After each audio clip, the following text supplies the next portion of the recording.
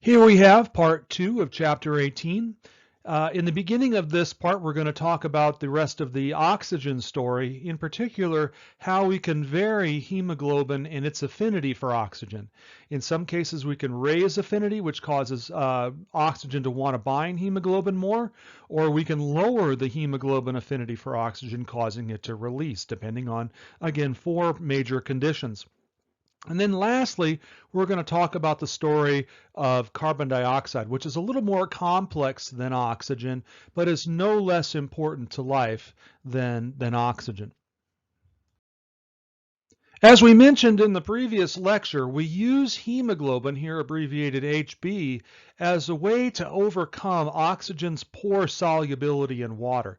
You can either use it to concentrate oxygen, like in the case of animals that live their lives underwater, or we can use it to overcome the fact that you just can't dissolve enough oxygen in an aqueous solution to circulate it from the lungs. So it's a chaperone protein. It's a carrier protein is what hemoglobin is.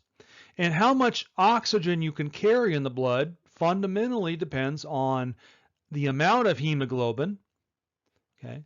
Hemoglobin determines the number of sites. If you don't have very much hemoglobin in your blood, a condition known as a hypochromic situation, hypochromic, then you have fewer binding sites and you can carry less oxygen per unit blood. So it comes down to how much hemoglobin per red blood cell times the number of red blood cells gives you how much oxygen you can deliver. On the other hand, oxygen and hemoglobin behave in the law of mass action. That is to say, depending on how much oxygen, what pressure of oxygen is available, partial pressure, determines how saturated that hemoglobin is. That is to say, of the 100% that could possibly be bound to hemoglobin, what percentage of that possible amount is bound? And that fundamentally depends on oxygen concentration. The one thing you don't see on here is that hemoglobin can change its affinity. There are certain times when hemoglobin will have higher affinity and thus can hold more oxygen. And there are times when hemoglobin can have lower affinity and hold less oxygen. So we're going to break out those conditions following this. But it's fundamentally the amount of hemoglobin times the concentration of oxygen, at least at the get-go.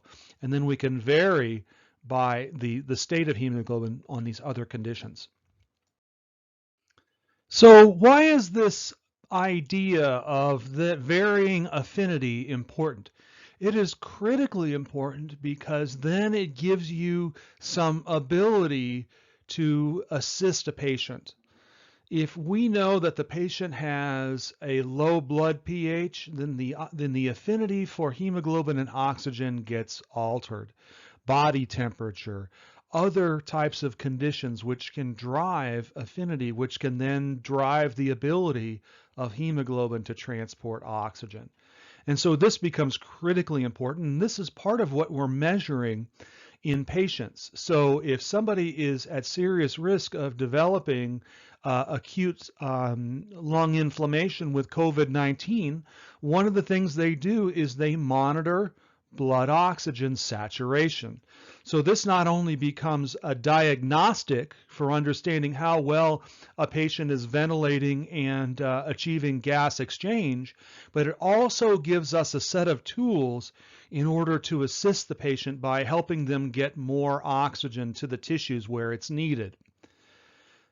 So what we have here is if we have a given amount of hemoglobin, let's just say in a test cell, we can actually look at its color. It's actually a colorimetric assay. It's really, really cool. I actually have some pulse oximeters. I'm sorry I can't really show you those. Maybe in the next slide I'll bring up a picture real quick while I'm thinking about it. In any case, if we have on the bottom here, this is concentration of oxygen. That is to say the partial pressure of oxygen in millimeters of mercury. And you remember that 100 millimeters of mercury? Well, there's that magic number again right there. So if we have the alveolar partial pressure of around 100 millimeters of mercury of oxygen, again, it doesn't matter what the ambient pressure is. unless it's under 100. If it's under 100, if the total pressure is under 100, there is no way to get 100 millimeters of mercury. If we were at 100 millimeters of mercury, you'd have to have 100% oxygen. But in any case, under normal conditions, if we achieve 100 millimeters of mercury pressure, partial pressure of oxygen, we will get close to 100% saturation, anywhere between 98 and 100%. And that's really good stuff. But if we lower the partial pressure of oxygen for any reason, either by reducing the overall pressures or lowering the percentage of oxygen in a standard pressure, what you will begin to see is less and less percent out of 100% of the sites in hemoglobin bound to oxygen. And you can see somewhere right around here, if we get below 40, we're already in deep trouble. If we get below, say, around here, we're in real jeopardy. In fact, if they look at people that are below 85% oxygen saturation, that starts to ring some bells in the clinics, because now what we're doing is we're getting dangerously close. You can see at 40 millimeters of mercury, we're at 75%. And this is the concentration that we have when we're breathing out. When that venous blood is returning to the lungs, it's at 40 millimeters of mercury. So if we start to get down below 80, 85, that's danger. That's a real danger sign. So we want to be somewhere up in here where possible. Greater than 90 would be ideal for a patient. So take a look at this right here and use this as your guide in order to understand what we call a hemoglobin saturation curve. And again, it can serve as a diagnostic, and it can also, when we show you how we can change this curve, left or right, using different variables, how we can use it as clinical tools. So the first variable that we're going to talk about that can modulate the affinity for hemoglobin to oxygen is pH. So in the middle, we have three curves here. In the middle, that's our normal physiologic pH, somewhere between 7.35 and 7.45. And again, if you look down here at 100 millimeters of mercury, oxygen, you can see that we're darn close to 100% saturation of those hemoglobin sites. But if we shift to a 7.2, if we become mildly acidotic, what do we see? We now see this green curve here. And what's happened is that the lower pH has caused a lower affinity for oxygen. In other words, it will take a higher percentage of oxygen for us to reach 100%. We don't even have it on this graph. We would have to go out to something like 200 millimeters of mercury in order to saturate it. That is because when we shift this hemoglobin curve to the right, it means that a higher number is required, a higher pressure, a higher concentration is required to achieve that saturation. Let me show you what I mean. Let's look at 40 millimeters of mercury for a second. If we go to 40, we can see that we saturate somewhere around 75%. Okay? Now, if in normal conditions at pH 7.4, at pH 7.2, the saturation is closer to 60%. So even though we have the same concentration of oxygen, there is less oxygen occupied in that spot, less percentage. So if let's say we have blood at 7.4 and we're at 40%, we let it equilibrate, and then we add some acid to it like lactic acid and it goes to 7.2, that difference here is oxygen that has to be released off of the hemoglobin. Has to be released off because we can only be at 60%. Everything else being the same, if we shift pH, that oxygen has to be released off. And that makes a lot of sense because let's say when we breathe in the oxygen in the lungs, the environment in the lungs is pH 7.2. But when we get out to, or 7.4, excuse me, but when we get out to the tissues, it actually gets a little more acidotic in the tissues. Why? Because tissues are releasing organic acids as a product of metabolism. And so when we get to the cells, the pH may drop a little bit. That will lower the affinity of hemoglobin for oxygen, and it'll start wanting to release that oxygen, which then diffuses into the tissues. It's a really, really elegant system. We get a little more acidotic when we're out in the tissues. That lowers the affinity, and we start releasing oxygen. Pretty cool. On the other hand, if we are alkalotic, if we have, say, a pH of 7.6, the curve shifts to the left, meaning that it takes less oxygen to saturate. We can fully saturate this hemoglobin at pH 7.6 at 70 millimeters of mercury, what would normally take somewhere around 100. This hemoglobin has higher affinity and is less likely to want to release that oxygen. That's the downside of alkalosis. Turns out our bodies handles acidosis a lot better than alkalosis. One of the reasons why is that you're not giving up oxygen, so the tissue starts to get less oxygenated. This is collectively known, this effect of pH is collectively known as the Bohr effect. It was discovered by Christian Bohr in the early 20th century. That when you become more acidotic, the affinity for oxygen drops. When you become alkalotic, the affinity for oxygen rises. And so if you actually look at blood pHs in the lungs, that's slightly alkalotic because of higher oxygen and lower CO2. And when we're in the tissues, it's slightly acidotic because of all the metabolic acids. It's a really, really cool system for modulating affinity. And so here we have some graph questions. Again, graph interpretation is key. You've seen that again and again and again. Remember that when we shift the curve to the right, that means less affinity. When we shift the curve to the left, that means more. The next variable that we can manage is temperature. In this case, if we have a higher temperature, we lower affinity. And if we have a lower temperature, we have a higher affinity. And again, this makes sense. When you're in the lungs, it's a slightly lower than body temperature, so there's a slightly higher affinity for oxygen and hemoglobin. But when we get to those active tissues, the temperature rises. It's not going to hit 43, but it's certainly going to be in the 38 or so degree range, a little bit higher than what we have in our body system. And so we're going to see a lower affinity. Same thing's true if we increase metabolic activity.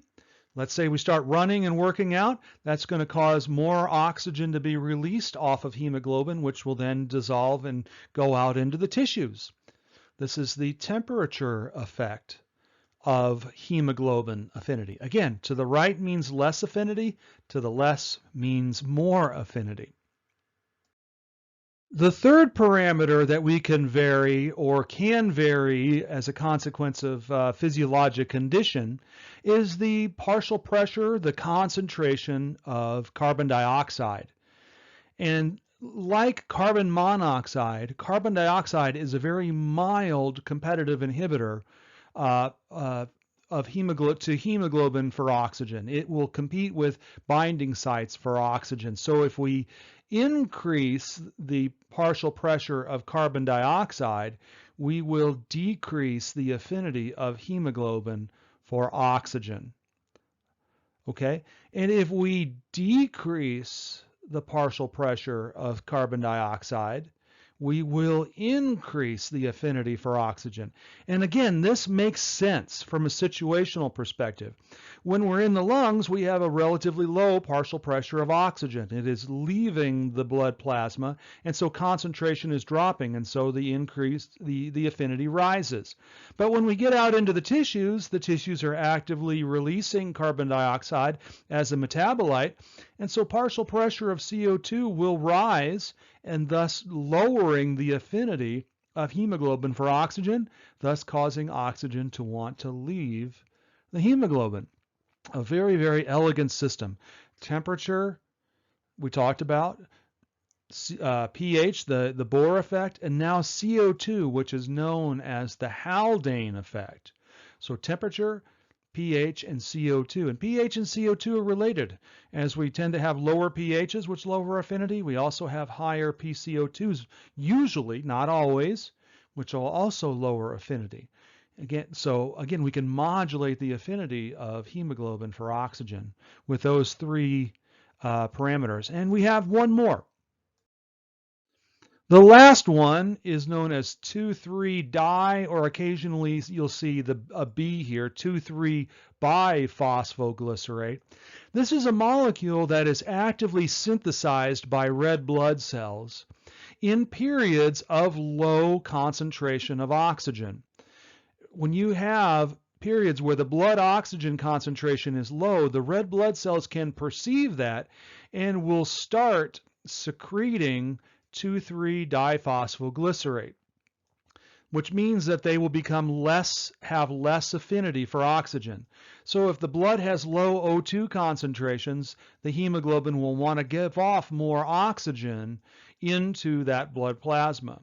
If we have low concentrations of 2,3-DPG, that will cause an increase in affinity for the between the oxygen and the hemoglobin, and it will hang on to that oxygen more readily. And so here's a great question. So I want you to think about this question and answer it for yourself. If you store blood in blood banks and we start losing 2,3-DPG, is that possibly a good or a bad thing? Think about it from a physiologic perspective. Again, there's some really, really great graph questions in these figures, and most of these are coming from your book. But again, we have four parameters. We have pH, that's the Bohr effect. We have temperature. We have the partial pressure of CO2, the Haldane effect. And now 2,3-DPG. So let's do a quick couple of questions that will test your understanding of being able to interpret these graphs. Let's start with graph question number 5. Because of incomplete gas exchange across the thick membranes of the placenta, hemoglobin in fetal blood leaving the placenta is 80% saturated with oxygen. So what would be the partial pressure of oxygen in that placental blood? Well, the easiest way to do this is look for hemoglobin saturation. Go to 80, and you'll see that if we hit the intercept right here at 80, we go down and we are at about 45%. Here's 40, here's 50, here's 60. We're right between 40 and 50. That means that the hemoglobin in the placental blood following gas exchange is only 45% saturated. Pretty extraordinary. On the other hand, let's look at question 6. Blood in the vena cava of the fetus has a PO2 around 10 millimeters of mercury. What is the percent saturation of maternal hemoglobin at that same partial pressure of oxygen? So we have a partial pressure of 10. That would be right here. And so we would go up and we would see that our saturation is somewhere, 13 or 14, somewhere in there. 13 or 14% saturated, the maternal hemoglobin would be. Something I haven't told you here is that fetal hemoglobin is actually different from adult hemoglobin. When I say adult, your blood switches over not within about a few weeks of birth, maybe a month or so at the most. Your hemoglobin in your blood actually switches over, and it turns out fetal hemoglobin has a higher affinity. Okay, it has a higher affinity for oxygen than maternal hemoglobin does, and that makes sense. That's because fetal hemoglobin sees a lower partial pressure of oxygen on most of the time, and so it's going to need that higher affinity to saturate. But that's an interesting side effect. If we just assume that everybody has adult hemoglobin here, you should be able to answer these two questions fairly easily. Again, one more time, if we shift the curve to the right, that's lowering affinity. If we shift the curve to the left, that's increasing affinity. So to summarize, we shift curve to the right, lowering affinity. We shift curve to the left, rising affinity. The Bohr effect is the pH version of that. If we lower pH, we lower affinity. If we raise pH, we raise affinity. Chronic hypoxia, chronic low blood oxygen concentrations will increase the production of 2,3-DPG. 2,3-DPG, when it rises, lowers affinity. When it lowers, it increases affinity. Then we have the Haldane effect, which is the shift due to PCO2. If PCO2 rises, we lower affinity. PCO2 lowers, we rise affinity. And what's the last parameter that we can shift? Temperature. So if we superimpose those four conditions that we talked about onto the previous idea of transport of oxygen, that is to say the total number of sites we have, okay, that can be how much hemoglobin and the number of cells, etc. So that, or the percentage of those total number of binding sites available. That can be controlled by these four. Again, that's the Haldane effect, that's the Bohr effect, temperature, and 2,3-DPG. So it's just superimposing a previous graph with the new information that we've learned about over the last several slides. Now this figure right here makes me a little bit nervous. The reason being is that it's bringing a lot of different information to bear in terms of how we can get O2 onto the hemoglobin. That is to say, if hemoglobin depends on the partial pressure of oxygen, then we need to start then looking at what can affect that. Is it because the composition of the air is depleted somehow, and so there's less oxygen in the air? That may influence how much partial pressure is there. Since we're talking about the alveoli, the rate of ventilation, the depth of ventilation, how much resistance is there. If a resistance goes up, that affects alveolar ventilation. If we change rate and depth, that affects the concentration of oxygen because of that ventilation. If the lung has low compliance and we can't expand it, then that will decrease alveolar ventilation. What you want to do is look for the connections between these boxes. Diffusion, surface area, distance, membrane thickness, and fluid. Distance could be membrane thickness or it could be fluid. And then lastly, the Q, adequate perfusion of the alveolar membranes. So this is just showing you the connections and how they can all play into how much oxygen is available for binding to the hemoglobin. For our final 4 or 5 slides, we're going to talk about carbon dioxide transport. It's a little more complicated than oxygen, but if you just take a step back a little bit and understand the chemistry, it will fall into place. There's not super complicated chemistry. It is the law of mass action, and there is a formula I'd like you to memorize. One more thing.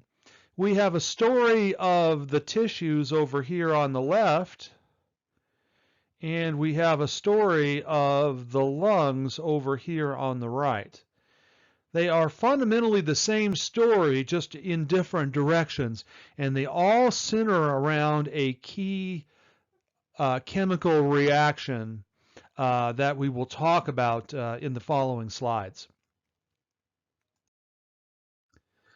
So that key chemical reaction is basically right here. It's a little bit crooked here at step 2.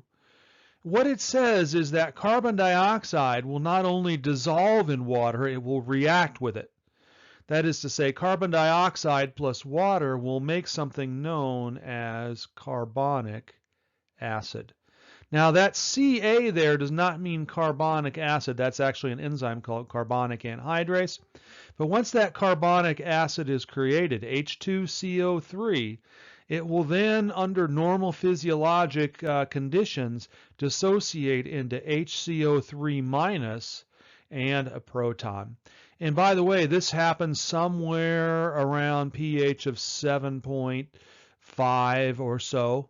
That's partly why we have a pH the way we are. And I'm going to discuss this more, but I wanted to show you where it's at. But you can see that same formula right over here on the lung side as well. So it's the same formula, just going in reverse.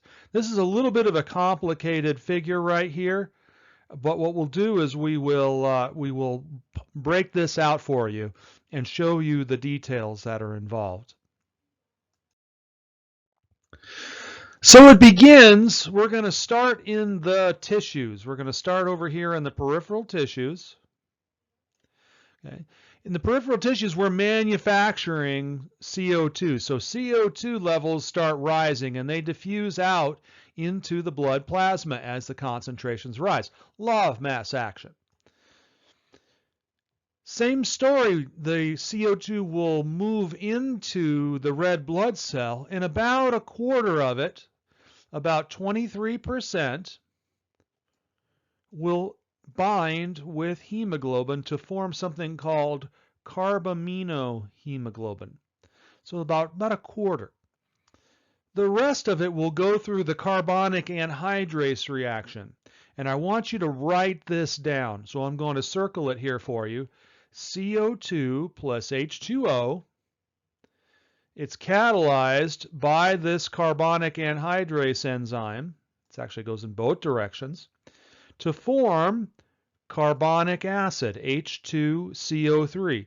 You see there are two H's over here on the left, and there are two H's on the right. There's one C on the left, one C on the right, and 1, 2, 3 oxygens makes carbonic acid.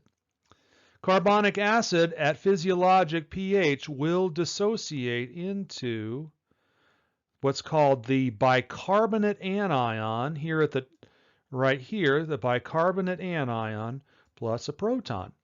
Now some of those protons will bind to hemoglobin and be kind of sopped up, so hemoglobin acts as a buffer as well. But normally about 2/3 or even up to 3/4 of that bicarbonate is exported out of the cell and is present in the plasma as bicarbonate anion. So about 70%, more than 2/3 of the CO2 at any given moment is in the form of bicarbonate. And you can kind of have fun with this. Let's just exhale for a second. Just now, in the seconds, as you exhale, that bicarbonate was not only brought into the cell, but it was converted back into CO2 and then exhaled. But we're still in the area of the tissues right now. So let's erase some of this stuff and start back over again. Let's break these percentages out. About 7% stays dissolved in water. That's because CO2 is much more soluble than oxygen is. About a quarter of it will be bound to hemoglobin, forming carbaminohemoglobin.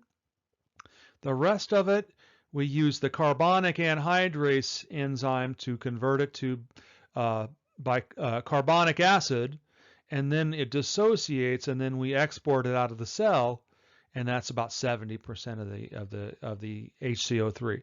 And by the way, if I put the arrow the other way, that's actually more correct. So we should have an arrow here and put a CA here as well. It's hard to write letters with a mouse.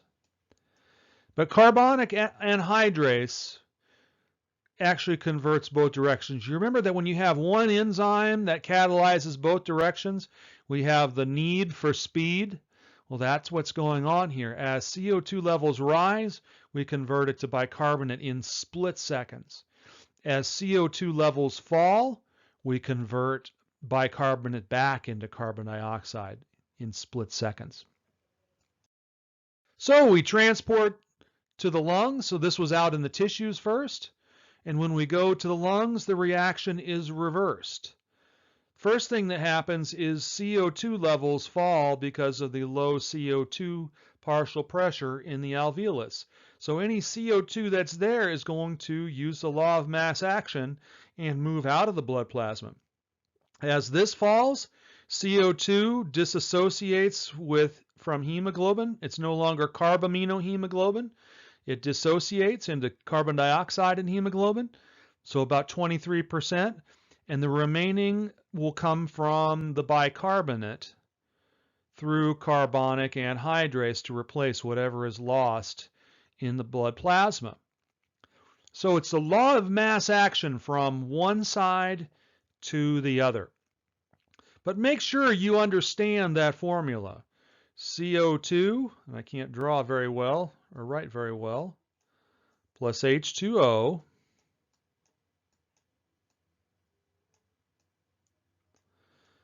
again conform by both directions. Carbonic anhydrase does both of these.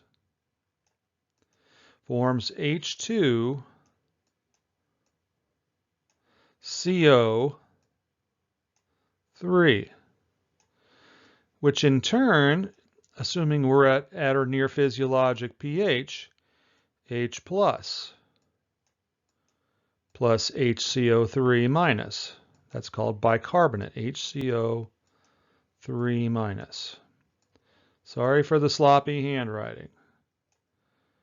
Okay, you should write that down and you should know it and understand how the law of mass action is at play here. If we have a rise in CO2, like if you hold your breath, what will happen is CO2 levels will rise, we will convert it to HCO3 and H+, and your pH levels will fall. More H+ means less pH. Consequently, if you start hyperventilating because you're laughing, like you're laughing at my handwriting here, what will happen is we'll lose CO2 over here and mass will move back this way in order to replace it. That is the magic of the carbonic anhydrase reaction, and it's super fast. It's one of the fastest catalyzed enzymatic reactions in the entire body. Split seconds to here, then it dissociates. Split seconds to here. This is how the lungs can be a major regulator of body pH. By varying the rate and depth of ventilation, you can vary the amount of CO2 in the alveolar airspace.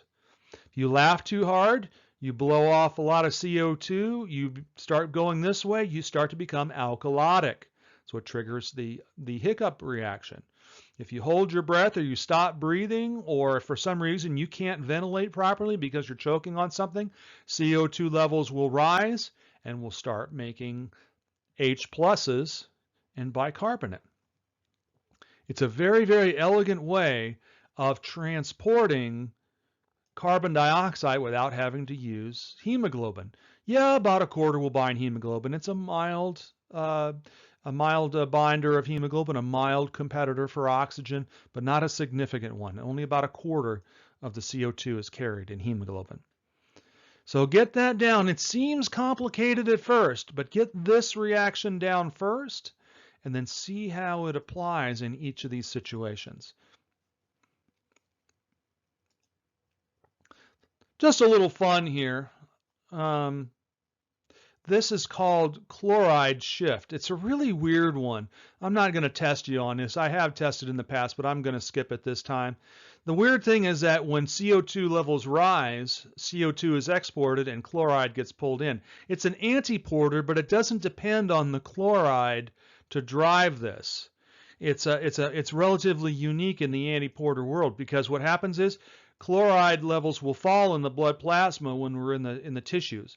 But when we get to the lungs, chloride levels will rise again. So it's not driven by the chloride per se. It's a relatively unique antiporter that's known as chloride shift.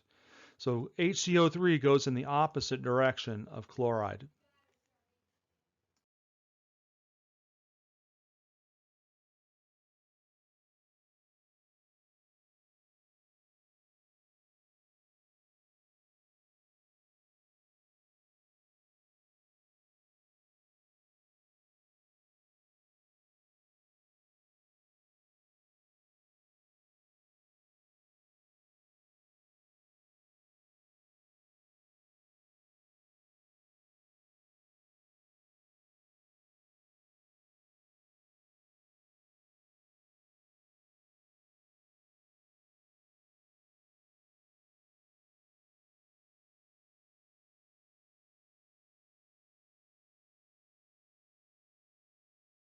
And so that's it for chapter 18.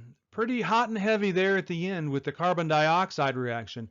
Don't get intimidated. Just plug away at it. Get that formula down. The mass is always there. The key is if you take mass from one side, mass has got to shift from the other. Just as if you scooped water out of one side of an aquarium, the water from the other side would shift over. Law of mass action drives a lot of this. We ventilate in order to sustain diffusion gradients, both O2 in and CO2 out. We transport those using hemoglobin to transport oxygen to overcome the solubility issue. CO2 is doing just fine at this point. We don't really need to transport it all. But then as O2 levels fall in the cells, then it will diffuse off. Rise in temperature, lower in pH, increase PCO2, all will contribute to lower affinity of the hemoglobin, allowing oxygen to dissociate from hemoglobin and diffuse into the cells. Meanwhile, CO2 levels are rising because of metabolism. It diffuses into the blood plasma, interacts with the red blood cell either as carbaminohemoglobin or is converted to bicarbonate, about 2/3. We circle back around to the lungs again and we recycle anew. It's a very, very elegant system. It just takes a little bit of background, a little bit of basic application of the basic facts, the basic factors that will influence this, and you'll have this down. It just takes a little bit of interaction. Stay active, keep learning, keep practicing it. It will come. It just takes a little bit of time and a little bit of elbow grease. Well, that's it for this lecture. Thank you, and as always, if you have questions, just reach out to me and I'll be glad to answer them for you. Good luck with the mastering. Good luck with the other assignments that we have, and I will talk to you soon.